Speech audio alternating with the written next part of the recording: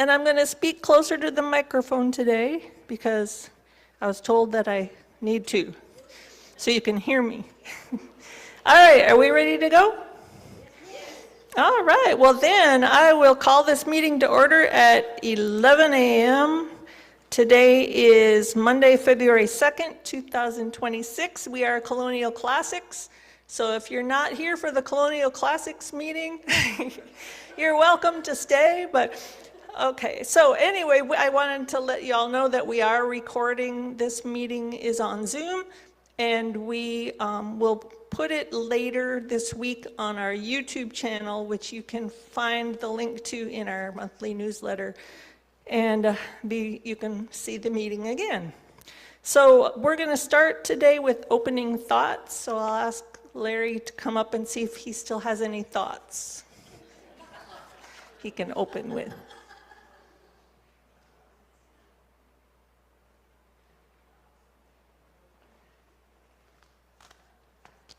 Well, my only thought today is about attitude, whatever that is. Been told I had a bad attitude, so I thought I'd better go look this up. And this is from Charles Swindoll. You may have heard Charles Swindoll. He's the head of the church in Frisco. And he had this to say on attitude. The longer I live, the more I realize the impact of attitude on life. Attitude to me is more important than facts. It is more important than the past, than education, than money, than circumstances, than failures, than successes, and what other people say or do. It is more important than appearance, giftedness, or skill. It will make or break a company, a church, a home. The remarkable thing is we have a choice every day regarding the attitude we embrace for that day. We cannot change our past. We cannot change the fact that people will act in a certain way. We can't change the inevitable.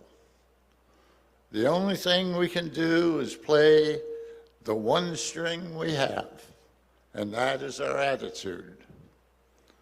I am convinced that life is 10% what happens to me and 90% how I react to it. And so it is with you. We are in charge of our attitude. Thank you.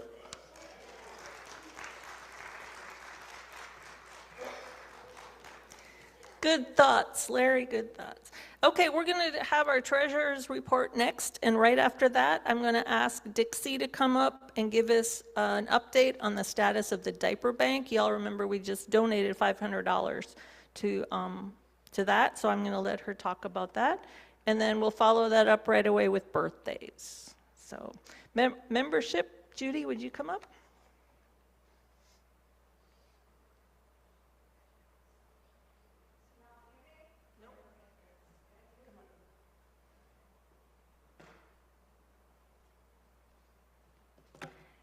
We had a really great turnout today. We had 30 members and 2 guests. We have Jamie Thomas and Judy Hummel as our guests today. And we had 2 of our members, Sue and Mike Anderson, who paid up their membership for 2 years. So that's great. Thank you, everybody.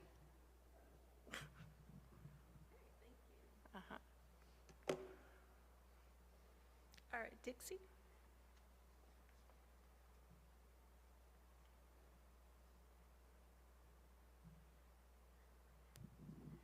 Just an update, because we don't have the bank started yet, but they are having a meeting to electronically sign it. the national group has to come out and do a on-site, where are we putting it? Right now, when all the diapers are delivered, they'll go upstairs in the education building until we can get the room that we're going to dedicate to it completed. But it is moving along, and Landon is very much on top of it. And they've had one meeting, and now they're ready to sign the contract. And thank y'all for everything you've done. We'll be happy when the diapers get delivered.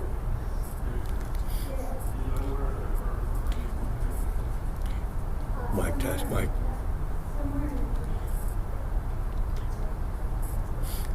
All right, thank you, Dixie. So our current balance right now after that donation is $447.34.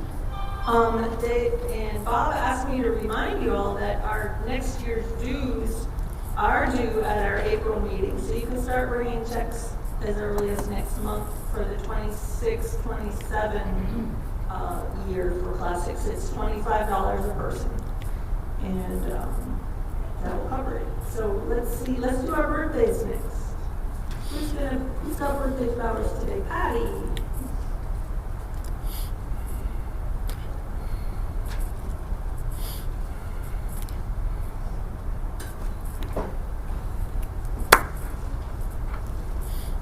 Good morning. Good morning. The February birthdays, and we have quite a few within the group. First off, yesterday was Ruth Etney's birthday, the first.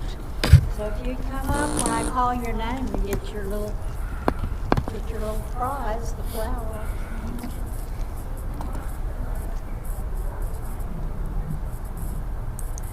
The 10th was Mike Anderson.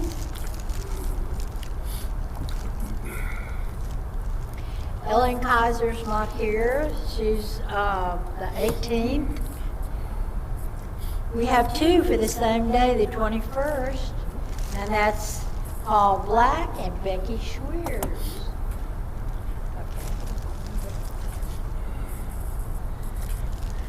Lynn Berry's the 22nd. I haven't seen her. And Becky Garcia's the 24th. No, Becky? Oh, yes.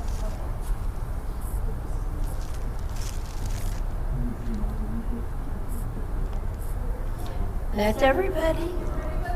Anybody else we've missed for February? Well, we don't have a pianist, but we can sing. Oh, we do have a pianist. Ready? Happy birthday to you. Happy birthday to you. Happy birthday, dear classics. Happy birthday to you. And many more.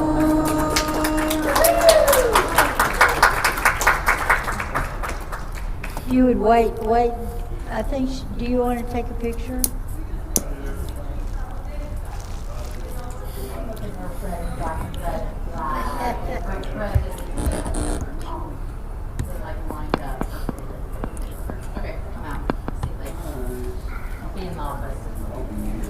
Well, that was fun. Okay, let's do this quickly so we can hear our speaker. Old business, this is our last month for the donations to Haven for Hope with the socks, mittens, gloves, stocking caps, scarves. We've had a lot of response. If you forgot today and want to still bring something, you can drop it off in the church office probably this week and we'll get it down there. There are a few coupons left over from last month from Rainbow Gardens. And I put those on the little welcome desk, so if you still need a coupon for a free plant at Rainbow Gardens, you can pick one of those up. New business. Well, any other old business? Yes. Oh, there's calendars up there too, y'all can take. All right. Our new donation project starting at the next meeting is going to go to the Humane Society. You can check their website for their wish list. They need pretty much everything for dogs and cats. But it can be some things that you already have, old newspapers, blankets, towels. You don't have to go out and buy anything. But we'll be collecting those items in the spring, March, April, and May.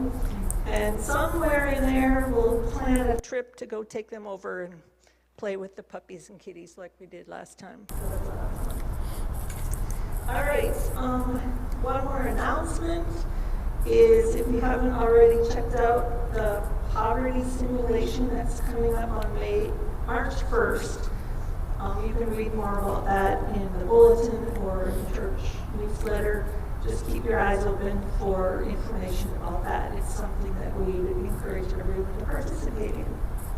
And then the last item of business, which we need to do this month according to our bylaws, and that's to accept a slate of nominations from our nominating committee for officers for the 26-27 year.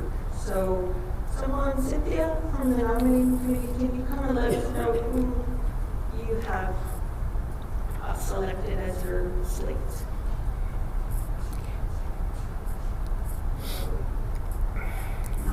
Nominations for this coming year for President Marcia Hildebrand, Vice President David Hare, Secretary Christine Chimmel, Treasurer Lois Armour, Membership at Large Cynthia Duvall, Bob Herrick, and Barbara Moore.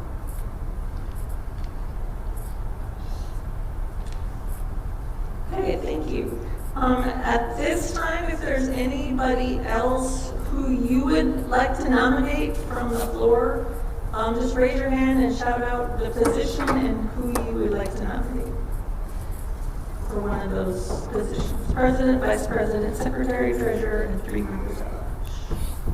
Anybody? Well, it will definitely make our elections easier next month. If you come up with someone else you want to add to the slate before the next meeting, let me know. Otherwise, we'll have the elections in March. So I don't believe we need a vote on the nominations, do we? Since it's just nomination. Anybody know Roger's rules of order? Yes, no? So I move we accept the slate as presented. okay. Who is the second? Okay. I have to write that down real quick. Okay, great. I think that's all the business. Let's move on to the real reason we came. What? Oh. Okay. Any discussion or any objections? So all in favor of accepting this nominating slate as presented, say aye. Opposed? All right. Yay. And you still want to vote me as president? Are you kidding? All right.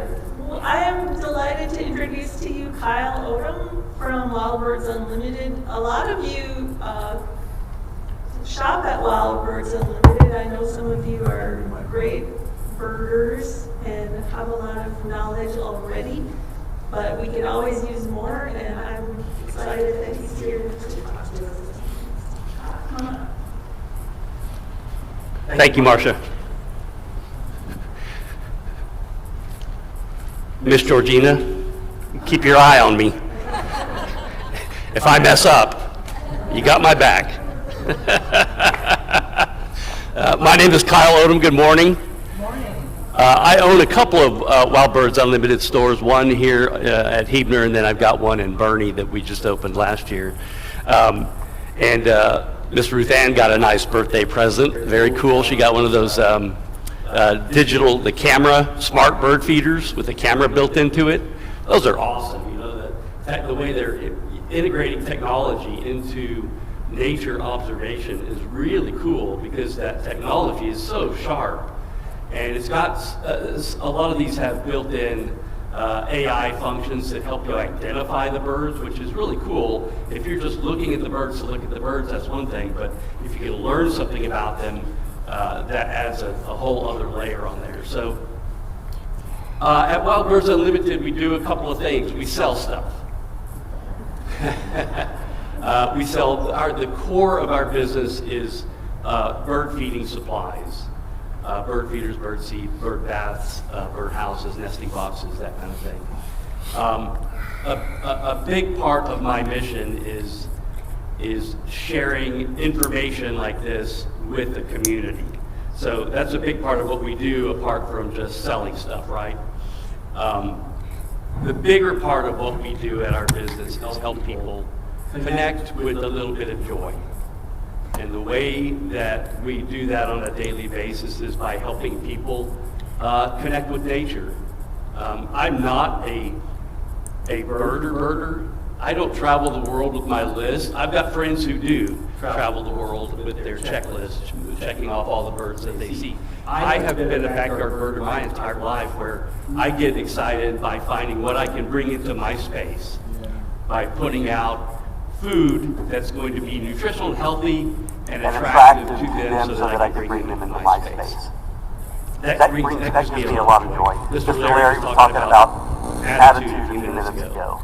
And you know, that's one of the things about connection with nature is it gets me centered. It helps my attitude. There can be 100 things going on in the world, but if I'm standing at my back window, should I turn this off?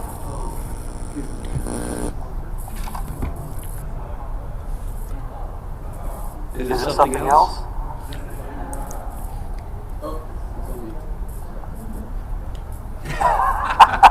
Got it stuck in my pocket. Yeah. Anyway, connecting with joy is one of the main things that we do. So thank you for having me here to talk to you guys today. Can we mute? These are a few things that we're going to talk about today. We're going to talk about backyard birds in San Antonio. We're going to talk about attracting songbirds to your yard if you're interested in doing that. We're going to talk about migration patterns in this part of Texas and nesting behaviors. And then there's something coming up later in the month that's called the Great Backyard Bird Count. And that's something that Cornell works with National Audubon and Birds Canada to help collect citizen science data that can be used in ornithological research. So we're going to talk about that a little bit, and then we'll do some Q&A. So when we talk about common backyard birds, there are several kinds of categories that I want to lump those into. We have year-round residents. We have a ton of birds that are non-migratory that live here year-round. I want to talk about migratory birds a little bit, unusual visitors that we might see in our backyard, and then there are some invasive species of birds that I think it's important to know a little bit about. So we'll talk about that.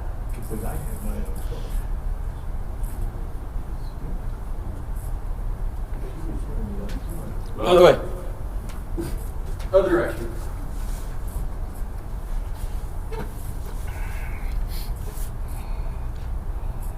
There we are. So when we talk about year-round residents, when people come in and talk to me about wanting to bring birds into their backyard, what do you think the number one bird is that they want to see? The northern cardinal. That's exactly right. People come in the north, they've never fed birds in their life, and I say, what are you interested in attracting? What do you want to see? Northern cardinal is the number one bird. They're beautiful. They're awesome birds. They will readily come to bird feeders, so it's a common bird that we see. The one just next to that is my favorite bird. That's a blue jay. A lot of folks say blue jays are aggressive. I say they're assertive. They know what they want and they go for it. They're very smart. They're very smart birds. Blue jays are a member of the corvid family, which also includes crows and ravens. And those are some of the smartest birds in the world. And there have been a lot of studies built around that, how they learn, how they can be trained, things like that.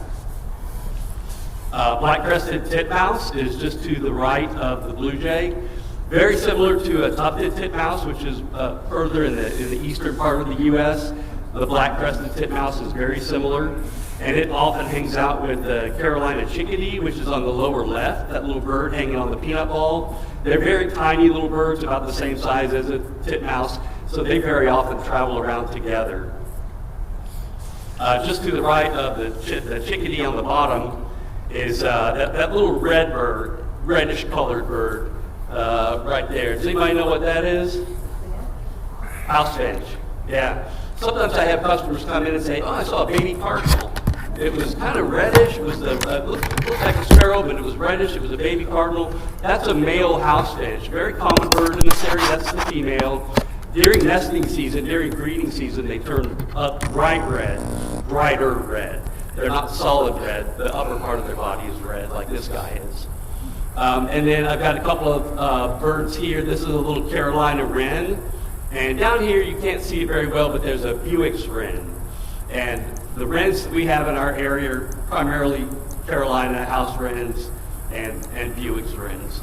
And they're also very common at backyard feeders. They're primarily insectivores, but they will come to a seed feeder, especially if you have something small like sunflower chips, crushed peanut, things like that.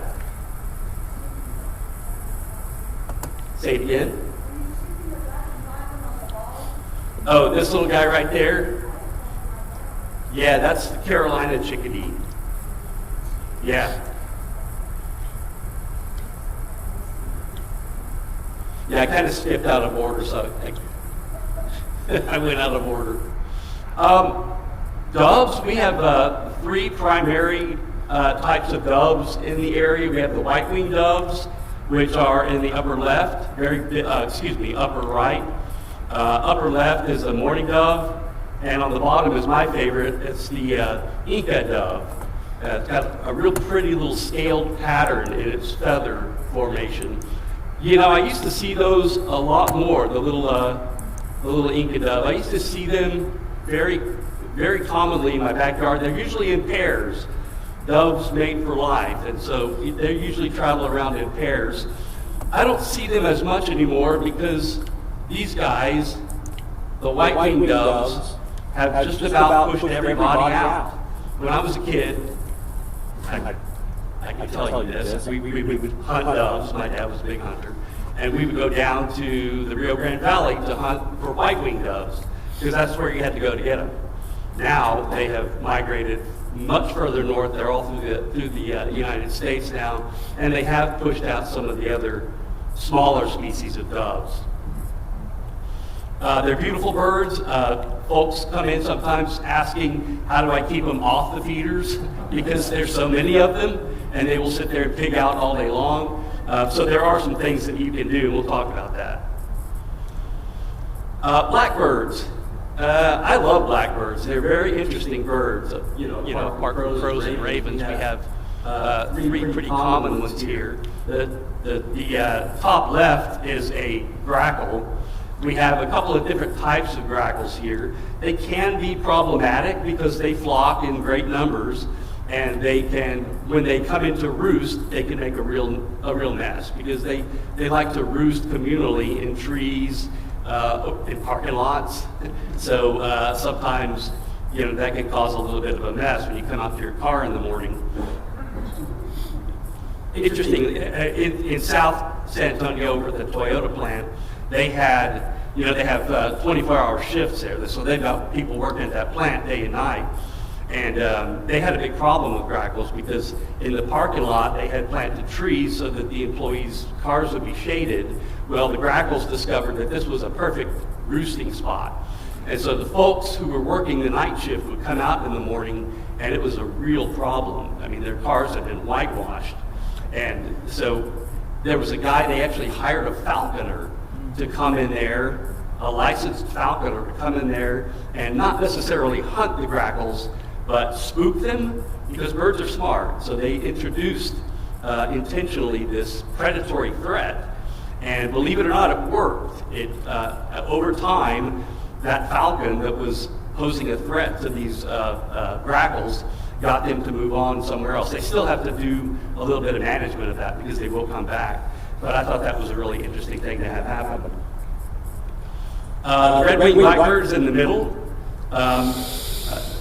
I love those birds. Again, they can flock together and kind of take over a feeder if you let them. But they have really gorgeous vocalizations. They make all kinds of different vocalizations. and some of them are very fascinating. The upper right is it's kind of hard to tell, but that's a brown-headed cowbird. Brown-headed cowbirds are interesting. Does anybody know anything about a brown-headed cowbird that's kind of weird? They're what's known as a parasitic brooder. They don't lay their eggs in their own nest. They don't build nests, in fact.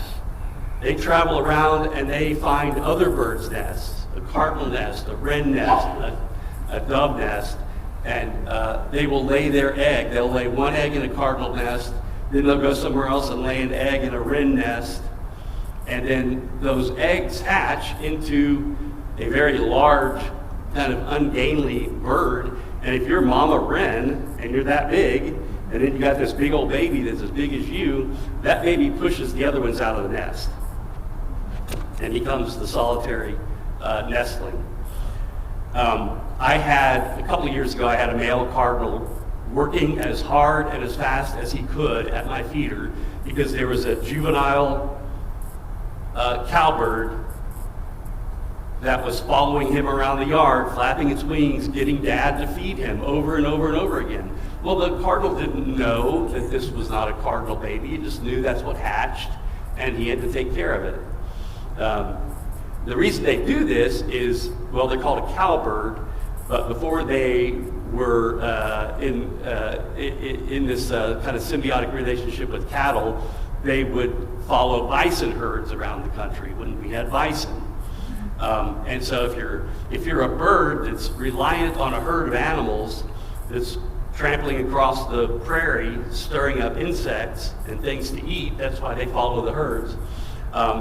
If I build a nest and I raise my young, the bison have moved on. The bison are long gone, and so my food supply is gone. So evolutionarily, they learned you don't build a nest, you don't hang around it, you lay an egg here, you lay an egg there, and just trust that your baby's going to be raised. So it's kind of a fascinating thing. Woodpeckers, I love woodpeckers. We have 3 primary types of woodpeckers here in this area. We have the little downy woodpecker over on the right, little tiny woodpecker. It's kind of hard to see from that picture, but very, very small. Very sweet looking little woodpeckers. This is my favorite is the golden fronted woodpecker. It has a gold on its underside as well as a gold spot on its head. And then the ladderback woodpecker is here, kind of similar in size to the golden fronted woodpecker, but it has striation on its underside as well. Woodpeckers love peanuts. That's their favorite thing to eat. So if you put a peanut feeder out or a suet feeder out, you're going to attract woodpeckers.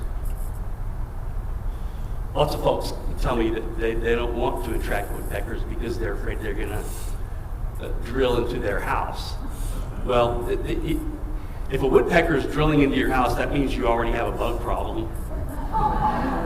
Or sometimes they will pound, they will drum on pieces of metal. If they have metal flashing on the chimney or something like that, because that's a territorial activity. Letting other woodpeckers know, hey, I'm here, you guys need to stay away. Primarily, they do that a lot during breeding season. Blue jays, again, my favorite is the blue jay. I love pictures like that where it seems like they're almost having some kind of meeting. They're awesome birds. The one to the right is a scrub jay.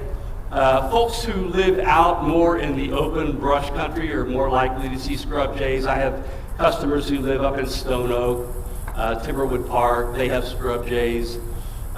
Blue jays themselves are a little more urban dwellers. They are more reliant on stuff that happens around people. The green jay is a really gorgeous bird, primarily a little bit further south of here, but they have been identified here sporadically in our area, and research tells us that they're moving further northward. They used to be down only in the Rio Grande Valley, but now they're moving a little bit further northward. Really beautiful bird.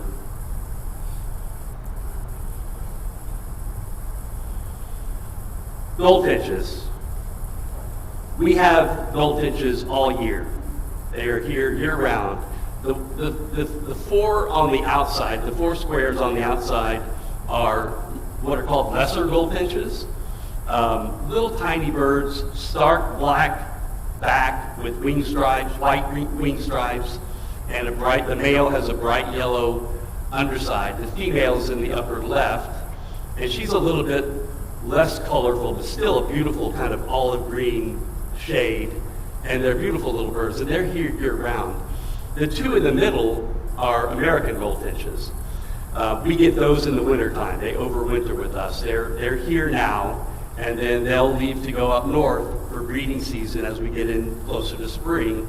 When they're here with us, they don't necessarily look like this guy, because that's breeding plumage. When they're here with us, it's non-breeding season, and they look a little more drab, a little more olive, but they're still beautiful little birds.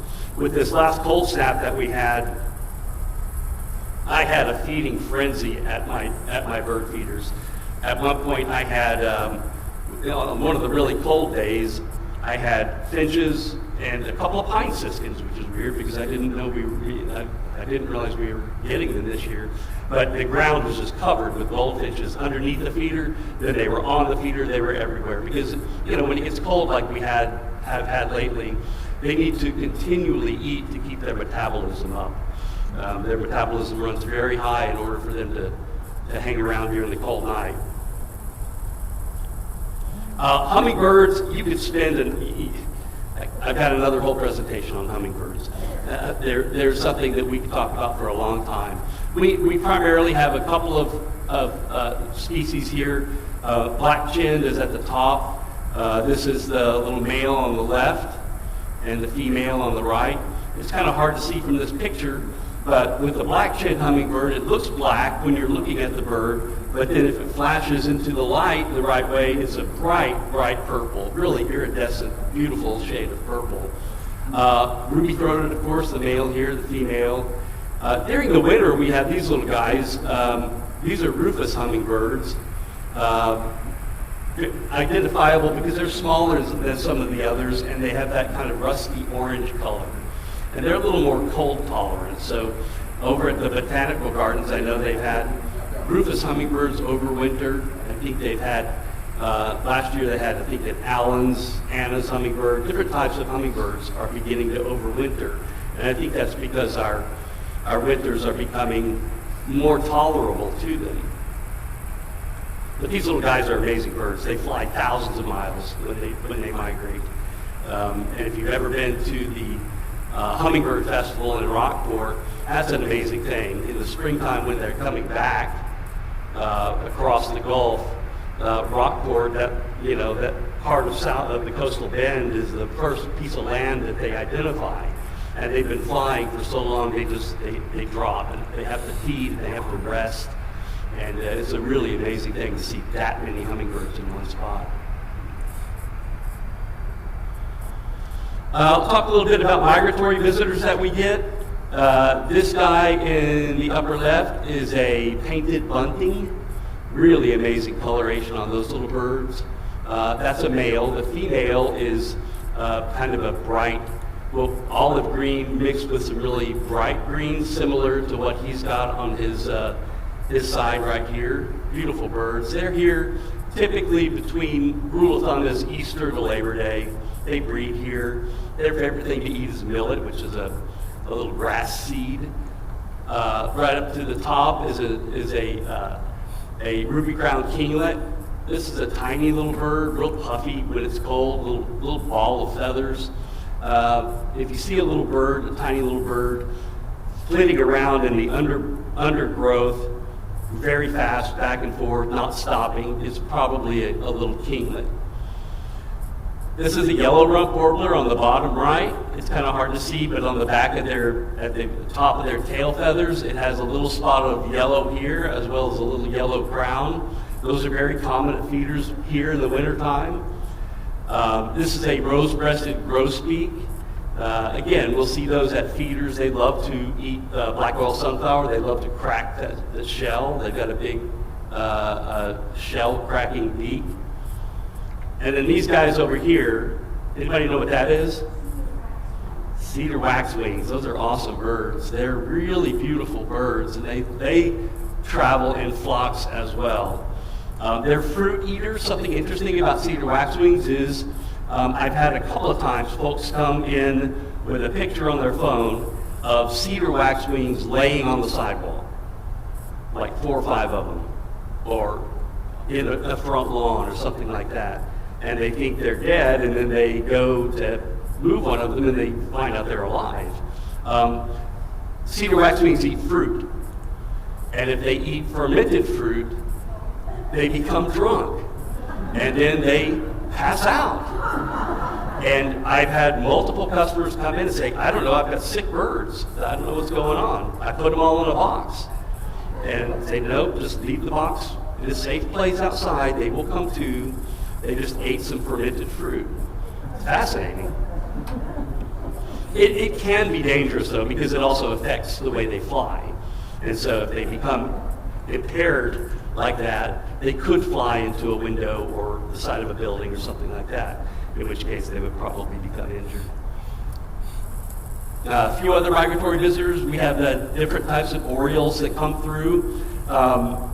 Beautiful birds. When you look out the window and you see one of these in your yard, you know you're seeing something different, because we don't see them that often in our yards, but they will come to a feeder. Their favorite things to eat are jelly and nectar. They're fruit feeders in the wild. Down at Paradise Pond in Port Aransas, what they do is they take orange halves and they just nail them on spikes to the tree trunks. And during migration, those orioles will come in and flock around and just eat the fruit off the trees. A lot of customers put out jelly. There's a type of jelly that's bird friendly, because you have to be careful that you're not using something that's going to stick to their feathers and cause a real problem. And so there's a specific kind of jelly that's good for them to eat. Otherwise, they will come to a hummingbird feeder, or there are different types of nectar feeders that are designed specifically for them because they're a bigger bird. They move pretty quickly through the area. If customers come in with a picture and say, hey, I saw this guy in the yard, he was at the bird bath, what do I put out for him? I said, well, do it quickly, because chances are they're only going to be here for a few minutes, a couple of days, and then they're on their way. Beautiful birds, though. Love them. A couple of unusual visitors. This is the upper left is a barred owl. Upper right is a turkey vulture. Down below here, it's kind of hard to see because it's behind, is the Cooper's hawk sitting on a fence.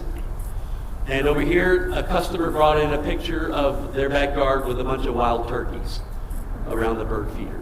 And by the way, these are customer pictures that they brought into me. You'll notice that both the barred owl and the vulture are sitting on water sources. So I tell people all the time, if you don't want to put feeders out, if you don't want to deal with that, put out some water. Not all birds are going to come to a feeder anyway. All birds will come to water. And you'll see some amazing things if you put a water source out, especially in the hottest part of the summers and in the coldest part of the winters, because they need to find that water. Seeing a barred owl in a bird bath is pretty fascinating. Regarding the hawk, I have customers come in, I have folks come in quite often and say, I've got a hawk. It's scoping out my bird feeder. What do I do? I said, well, you're feeding the birds. And when you feed the birds, you're going to feed all the birds. The hawk has to eat too. So I see them, I watch them in my neighborhood. I've had a couple of white-winged doves fall victim. That's primarily what they're going to go after, because white-winged doves are, I don't know about the intelligence level, but they're just kind of clumsy. They're slow and they're kind of clumsy, not like other birds that are paying attention and are a little more skittish. So they can go after a big white-winged dove pretty easily. A few more unusual visitors. Anybody know what this guy is on the upper left? Yeah, Paraloxia. Yeah, it's also called the desert cardinal, because they like to be. But we see them more in West Texas, out toward the Big Bend area. But they have been identified here in San Antonio. They've been identified over at Hardburger, McAllister Park. A couple of people have had them come to their feeders. I've never had one at my feeder, but they're interesting birds. This is a chipping sparrow next to it. That's a native sparrow, really cool little songbird, and they'll come readily to a feeder. This is a thrasher. I believe this is a long-billed thrasher. Long-billed and brown thrashers look very similar. We primarily have the long-billed here. This is an eastern phoebe on the bottom, kind of hard to see again. This is an eastern bluebird, and this is a hermit thrush. Eastern bluebirds are primarily insectivores. A lot of people put out bluebird boxes for them. They like to have a little more open country. So in town, you're less likely to see them, but if you have some ranch land, some ranch property that's got some open pasture, that's primarily where they like to be. I mentioned invasive species. There are a couple of things to talk about here. The English house sparrow is probably one of the widest spread of the invasive birds. It's a European sparrow. They will mob a feeder. This is a male on the left and a female on the right. They're cute little birds. They're sweet, but they're aggressive to other birds. They will raid. If you're a purple martin landlord and you're serious about raising purple martins in your martin houses, you have to be really diligent about house sparrows because they will kill other birds. They'll ruin the eggs, tear the nest up, kill the babies. So they're very aggressive toward other birds. That's why they're so prolific. Down on the lower left is a European starling. Again, a fascinating bird. It has, like the red-winged blackbird, it has some really interesting vocalizations, but it's also introduced from Europe and is very aggressive with other birds and will tear up a nest. Eurasian collared doves aren't as prolific as the others, but they have been introduced here. My folks were cattle ranchers, and they had about 20 years ago, I was sitting on the front porch looking at the bird feeders, and I saw this big dove fly down. I got the binoculars out, pulled out, and it was a Eurasian collared dove. First one I'd seen down there. Well, then there was another one, and then they roosted in one of the barns, and now that ranch property is just overwhelmed with these Eurasian collared doves. They're not threatening. They're not a aggressive bird, but it's just something that we try to be aware of in terms of the other dove species that might be having resources taken away from them by these introduced birds. They're pretty though, interesting bird. Attracting songbirds to your yard. If you're interested in doing this, like I said, water is a great thing to put out to attract birds. Otherwise, there are different types of foods that you can put out.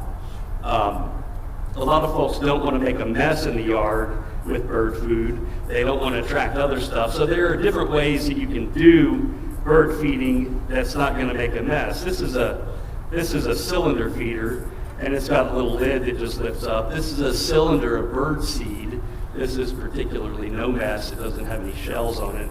And if you just pop that in your feeder, you kind of got an instant way to feed birds without making a big mess on the ground.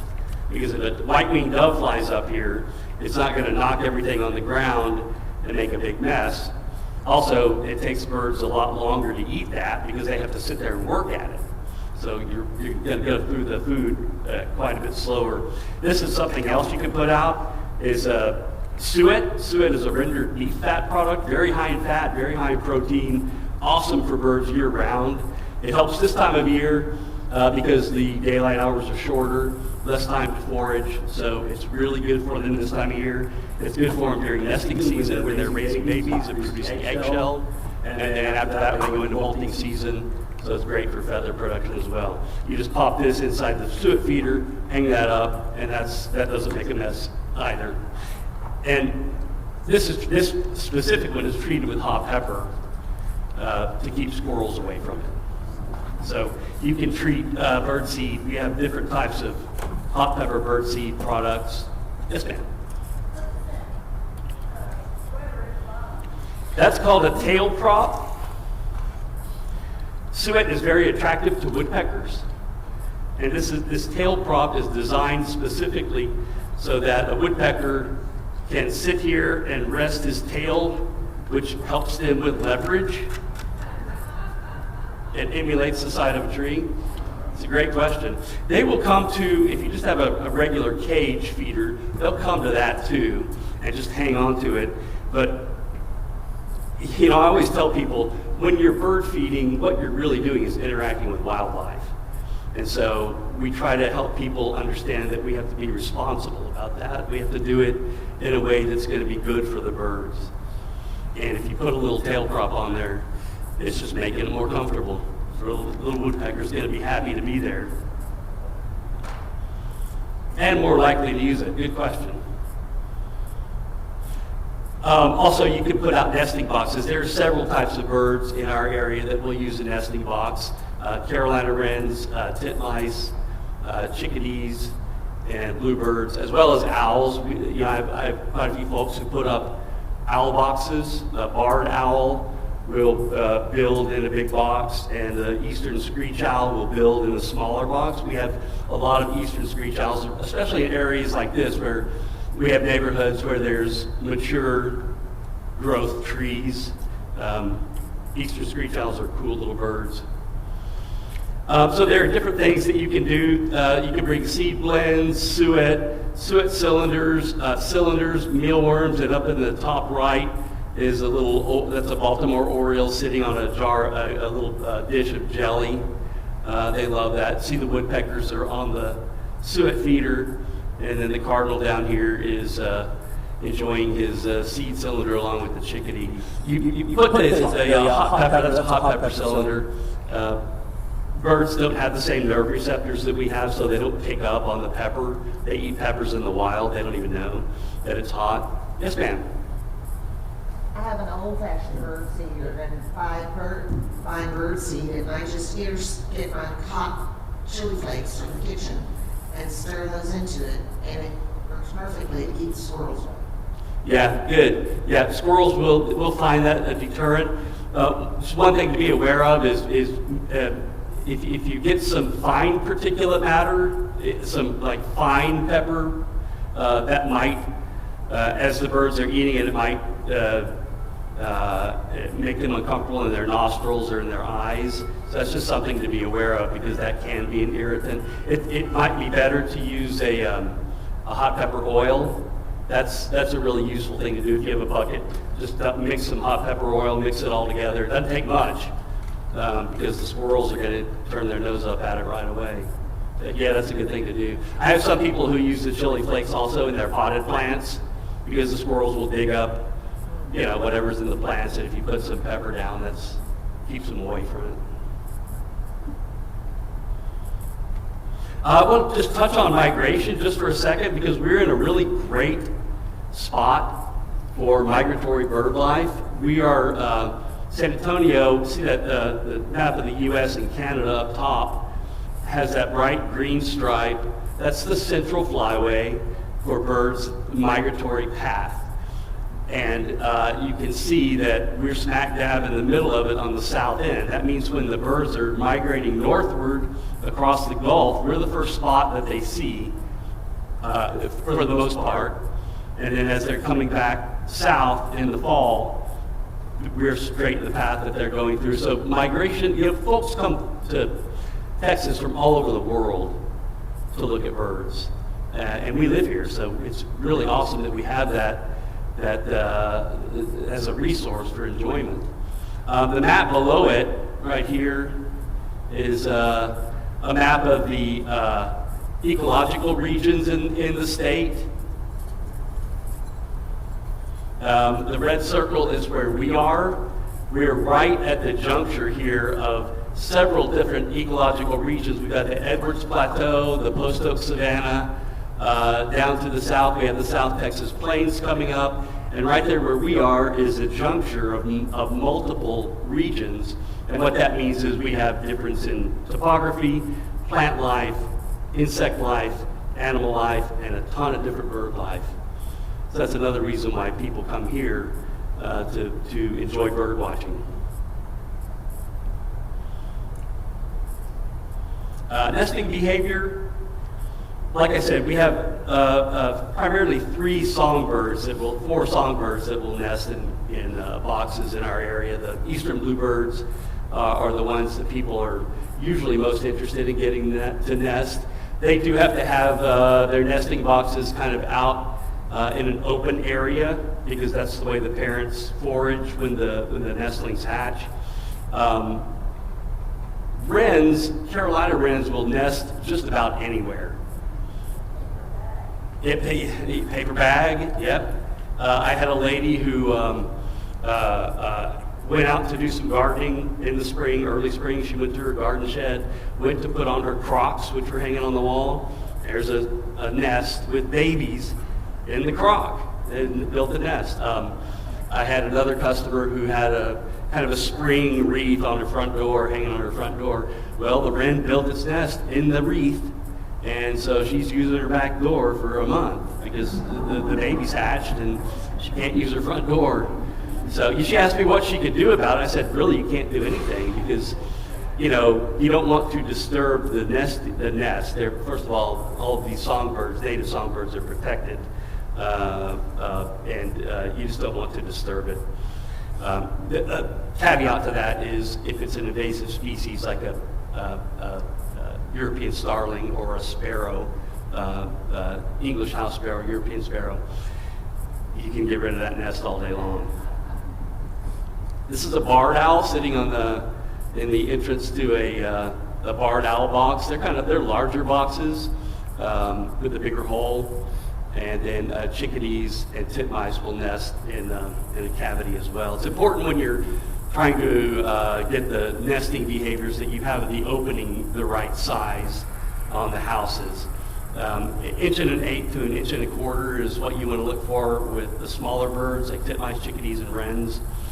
Eastern bluebirds, the opening will be a little bit bigger, like 1.5 inches.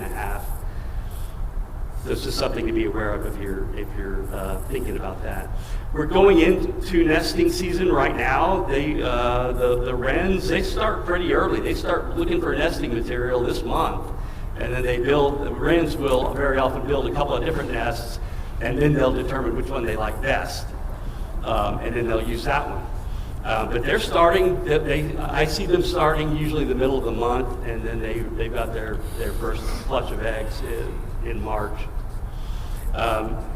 Something I talk to people about every nesting season is what do you do if you find a fledgling bird on the ground? Because our folks over at Wildlife Rehab, they get inundated every spring with people bringing fledglings, which are perfectly healthy little birds, but they bring them in because they don't know what to do. So I like to tell people what to do, and that is leave it alone. If the bird is out of the nest, if it's got bright eyes and it's hopping around and it may look confused, it may look like it's in danger, I guarantee you one or both of the parents are nearby keeping an eye on it, and they're going to keep feeding it. Thing is, the baby birds get too big for the nest, and they have to leave the nest, but they haven't necessarily learned to fly yet. And so they're fledglings, and that's kind of the natural course of how things work. So if you see a bird hopping around, if it looks like it may be in danger, if there's a cat nearby or some other predator nearby, try to put it in a safe place.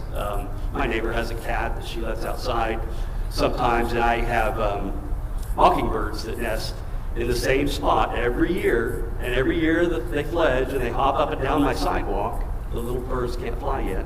And so when I see that, I do pick them up and try to put them back in the crook of the pecan tree where where they've come from, just so that they're out of danger, so much obvious danger from a cat. But that is the number for Wildlife Rescue. Lynn and her team over at Wildlife Rescue and Rehab do an amazing job. They can always use volunteers and supplies and things like that. But if you ever need help with any kind of wildlife-related problem, where an animal or a bird looks like it may need help, they're a great resource. Great Backyard Bird Count is coming up this month. It runs the 13th through the 16th, and this is an event that's put on every year. Wild Birds Unlimited, we help sponsor it. It's a joint effort between Cornell University in New York, which is widely held as one of the most thorough ornithological labs in the world. They partner with National Audubon and Birds Canada to get people who are looking out their window at the birds, getting people to count them. Because we're looking at the birds, what we're actually doing is collecting data while we're doing that.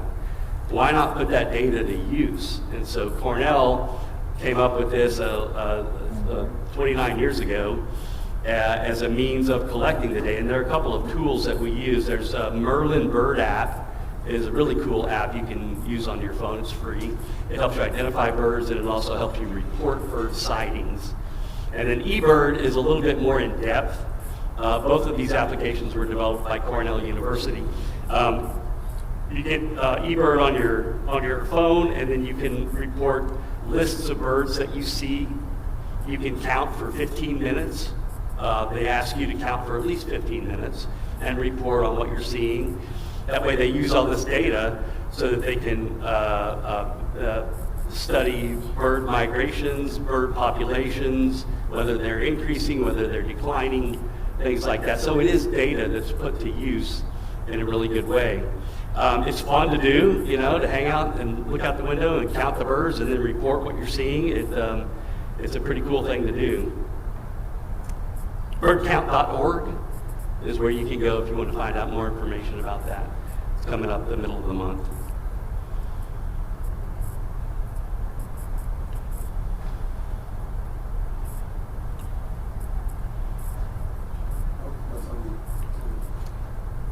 You're stuck.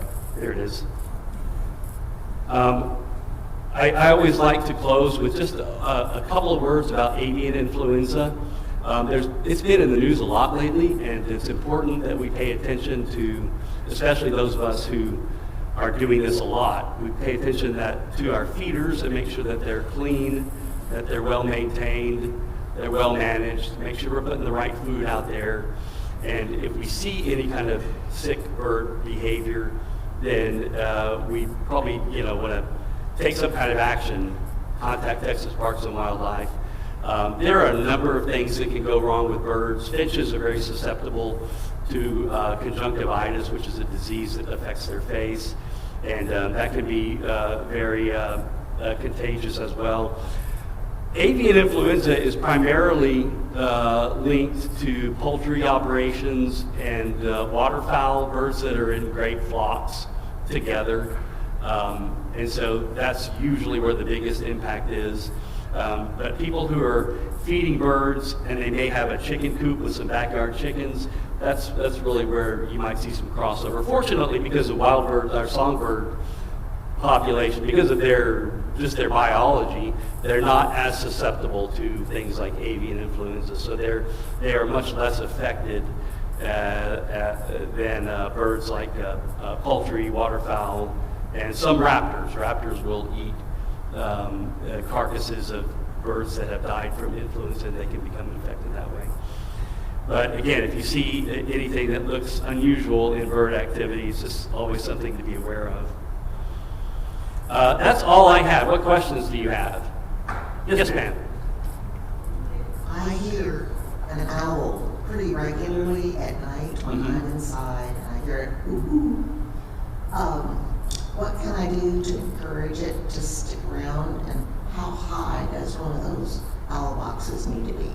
Well, it depends. There's not much you can do to encourage it to stay. The good thing is if you're hearing it regularly, that means it's a neighborhood bird, because they have their territory, and that's where they hang out. Depending on what kind of owl it is, if it's a barred owl, B-A-R-R-E-D, that will nest in a box. And the box really needs to be between 12 and 15 feet high in a tree, hopefully where there's like a fork in the tree, a juncture where there's a big branch in the trunk going up. That's an ideal spot for a barred owl or a screech owl house. Because it's important to have that juncture, because when the nestlings are old enough, they will fledge and they'll come out in the daytime or in the nighttime when the parents are out, and they'll line up on the branch, just kind of getting used to the world, and then they'll go back in the box. So that's how they learn to fly, to be owls, all that kind of stuff. If the owl you're hearing is a great horned owl, which is another owl that's common in our area, they don't nest in a box.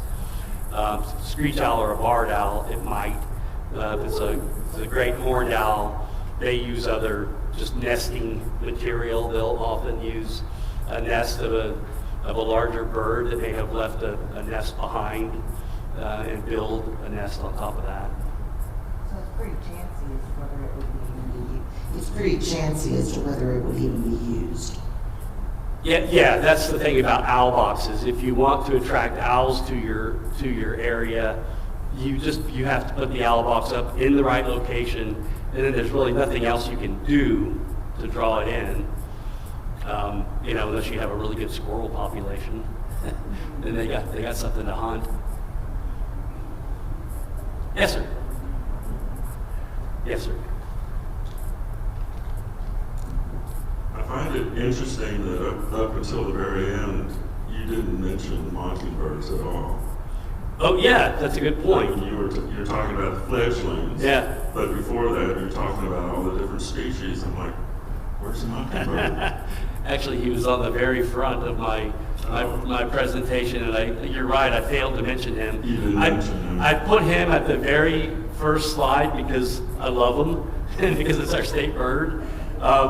They're interesting birds. They're primarily insectivores. They will come to a seed feeder, but they're primarily insectivores. I put out mealworms, live mealworms, and they love those things. You have them in your yard. You have them at the feeder or something. When I was growing up at Mockingbirds, this was in Austin, and we had cats. And the mockingbirds were relentless attacking the cats. Yeah. So when the fledglings are on the sidewalk, or the mom and dad, are they beating on the cat? I haven't seen them interact with the cat. They interact with me. If I'm nearby, it's typically the mother. She sits on the edge of my neighbor's garage in the same spot, and she watches me real closely. And if I'm doing something like the one time that I scooped the baby up to put it back in the tree, she's dive bombing. They're they're great parents. They're really. But they don't attack the cats. That's interesting. They'll dive bomb a cat. They will. Well, that's what I mean. That's what these do. Yeah, I haven't seen one really hit the cat. They'll dive bomb it and make their presence known, and trying to dissuade the animal from doing what it's wanting to do.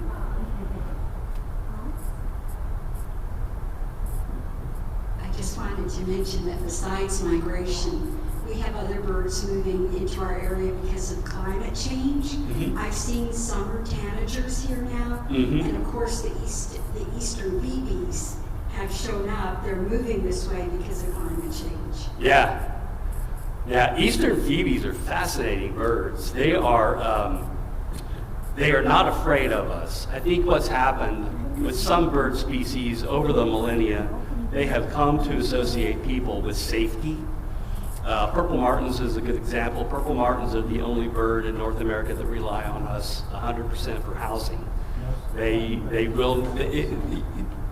Eons ago, they used to nest in crevices and caves and things like that, but then the Native American population began attracting them because they had an affinity for these beautiful birds that are only here with us for a few months before they migrate back south and Central America. But the Native Americans would hollow out gourds, natural gourds, and over the millennia, these birds now rely on what we call purple martin landlords or purple martineers, and these are people who take that very seriously, raising purple martin colonies. There's a fellow who works for me at the Huebner Road store who's been the purple martin landlord over at the Botanical Gardens for almost 30 years. He's been managing that colony, and it's a really healthy colony of purple martins that come and go every year. But phoebes are interesting. They will come. I've had multiple people come to me and say, I was sitting by the pool and this little bird landed on the arm of my chair, and then it hopped down and landed on my shoe. It's like, was it kind of a grayish, silverish looking little sweet bird? Yeah, it's an Eastern phoebe. They like being around us. Yeah, she had one take twine out of her hand. I guess it was nesting. Yeah. The same guy who's the Purple Martin landlord, and I would never believe this if he didn't have a picture of it. John Henry was out digging in his backyard. He lives over here off Lock Hill, Selma, and he was out digging in his yard. He was putting in a new koi pond, and this Eastern phoebe came down and landed right there on the ground by him, looking up at him, watching what he's doing with the shovel, looking up at him because he's looking for bugs, right? And then it flew up and it landed on the handle of his shovel. He set the shovel aside, it landed on the handle. So he got his phone out and he was taking a picture of it, and it flew up and landed on his phone. Well, his wife, Mary, was sitting over under a shade tree or something, and she got her phone out and took a picture of that. And if I had not seen that picture, I wouldn't have believed it. John Henry sitting there with his phone and the Eastern phoebe, right, just looking at him. You know, very curious little birds, not skittish. They know that we're safe. Yes? And do they mate for life? It looks like they are siblings that return, or what's their behavior? The hawk's mating behavior? Yeah. You're asking if they mate for life? I think it depends on the species of hawks. I know that they will nest in the same spot year after year after year, and it's typically, if you're seeing them repeatedly nesting, it's probably the same breeding pair. But again, I think it depends on the type of hawk that it is. The worst fathers in the bird world are hummingbirds. The male hummingbird will have nothing to do with anything that has to do with raising the young. The mother lays the eggs, the mother does everything, the male's off, chasing someone else. I don't know. Yeah. Yes, ma'am. Actually, behind Blanco Barbecue, in 1981, same house, virtually, it didn't have trees, and we planted billions of trees, but we had tons of mockingbirds at that time. We don't have mockingbirds anymore, and I don't have cats. I have like 5 or 6 bird feeders with seed. Now you just told me something I didn't know about mockingbirds, but when I looked it up, it said something they like wide open spaces, and I don't have wide open spaces anymore. Is that true? Well, they are urban dwelling birds, so they'll readily live in a city right next to us. So but what you're pointing toward is habitat loss in general. If you've lived in that house since 1981, a lot has changed, a ton has changed with habitat.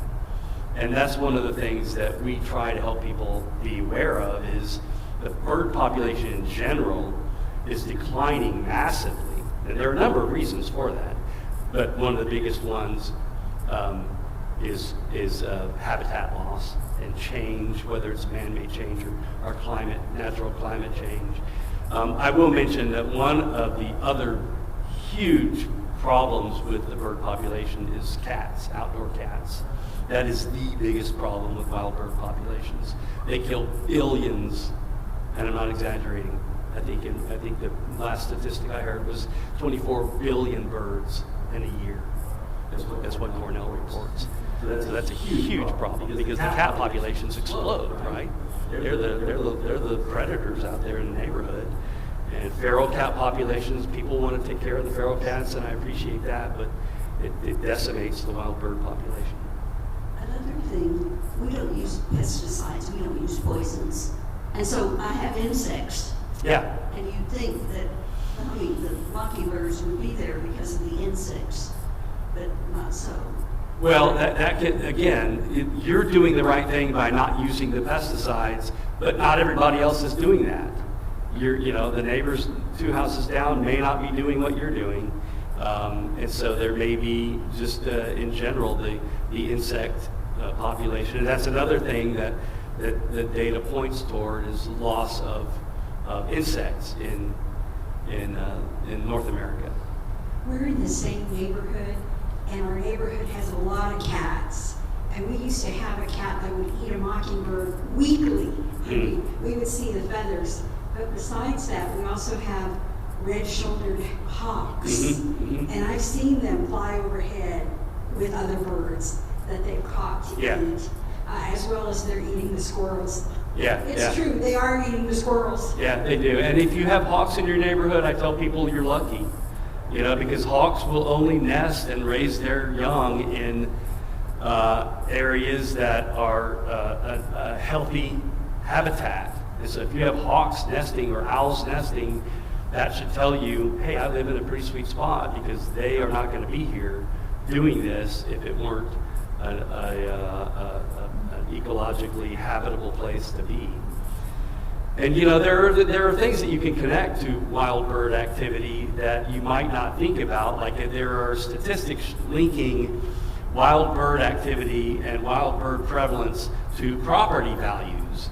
Because if you live in an area, if we live in an area where wild bird populations are healthy and thriving, that's typically going to mean mature trees, managed, maybe a lot of native plants. People are using native plants in their landscaping. And so that makes it an appealing place for us to live.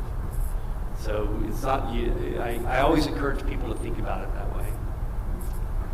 Well, you know, with the bird population decreasing, I find it so strange, but you can go up Lakeville Road toward 410 in the evening time, and there are literally hundreds of thousands of birds sitting on the lines and sometimes just flying from building to building. What are those birds, and why are there so many of them there? So those are probably grackles, and they're a native species. They are largely urban birds. They rely on dumpsters, trash that we throw out. They're scavengers. They're omnivores. They will eat lizards, bugs, seed, McDonald's throwaway. You know, they'll dig into anything. I see people in the parking lot. There's across from us. There's a McDonald's, and it's sad, but daily I'm walking out there picking up, you know, McDonald's refuse. But I can always tell when the grackles have found it. I saw a crested caracara out there one day chowing down on some McDonald's. Those are fascinating birds, and they've only recently moved into, well, not recently, but used to be a very, very far South Texas bird, also known as the Mexican eagle. A lot of people think that they're seeing a bald eagle when they see one, but it's much smaller. It's actually a falcon, the largest of the falcon family. Yes, sir. I've heard stories about owls attacking people. Is that the case? Is that true or not? You know, owls are less likely to do it. Hawks are more likely to do it, and only really during nesting season. In fact, I gave a presentation over at Rosehart neighborhood. They have a real problem over there because they have a couple of different nesting pair, and they will attack you. They will, and they have injured. You know, they'll come swoop down and hit you on the noggin and give you a scrape. There was a neighborhood, Travis Heights in Austin, where the USPS, the Postal Service, stopped delivering a couple of years ago because the carriers were getting attacked by hawks. So they had to stop, and the residents had to go travel to the post office to pick their mail up until the nesting season is over. People say, well, what can I do about it? Well, you can't do anything about it. It's the animal's behavior. Now, if it becomes a real problem like it did in Austin, they contacted Texas Parks and Wildlife, and they sent, you know, a certified agent to come help deal with the problem because it was out of hand. Thank you very much. It's been very interesting. I appreciate it. Yes, sir. Absolutely. Anything else? Yes, ma'am. Yes, ma'am. I just bought a suet feeder where the birds, they called it an upside down. Mm-hmm. And I was wondering if I got scammed. No, you didn't. we sell a lot of the upside down. It's got, a little roof on the top with a flat on the bottom, and that's primarily to deter starlings. Starlings will come to a suet feeder. They have a very sharp, pointed beak, and they'll just tear that thing up in nothing flat. They will not hang upside down. They're not comfortable doing that. Woodpeckers, titmice, chickadees, they'll do it all day long. Lesser goldfinches will do it all day long. I was hoping to deter squirrels, because the suet feeder, I had one like that, except square. Give me the big long square block. The squirrels loved it. Do you still have that feeder? The square one? I lost it. You have? But I have it somewhere. Okay, if you find it, put this in there. This is the suet that was treated with hot pepper. Put that in there, just do an experiment, see what happens. Because the squirrels won't come to that. Or you can even put it in your upside down one, if you just want to, see it. Yeah. Suet is a great way to feed the birds. Yeah, lovely. Anybody else? Well, thank you guys for your, I know I ran too long, but thank you so much.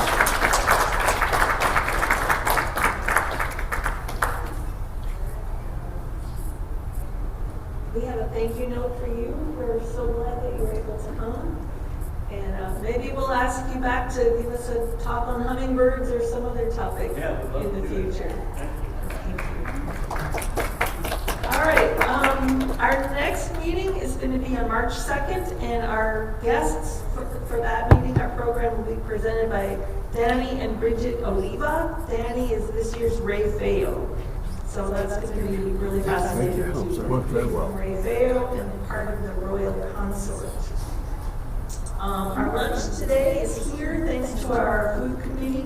I would ask that some of you volunteer to stay and help clean up after the lunch. It's a lot of fun to eat here, but it's a lot of work for our committee, so if anybody's willing and able to do that, I'd appreciate it.